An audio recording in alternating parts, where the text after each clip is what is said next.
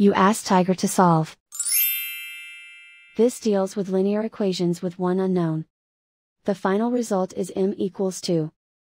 Let's solve it step by step. Simplify the expression.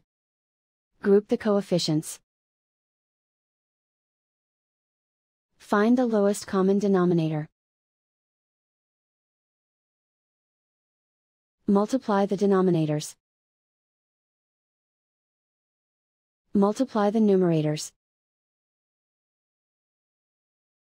Combine the fractions.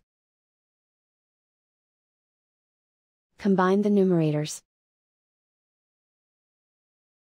Group all m terms on the left side of the equation. Add 7/10m to both sides. Group the coefficients. Find the lowest common denominator. Multiply the denominators. Multiply the numerators. Combine the fractions. Combine the numerators.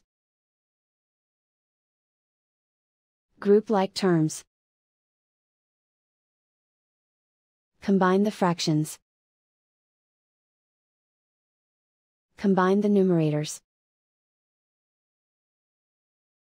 Reduce the zero numerator.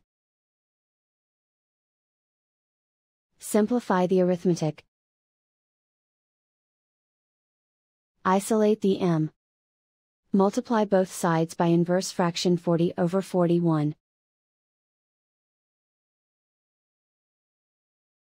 Group like terms. Multiply the coefficients.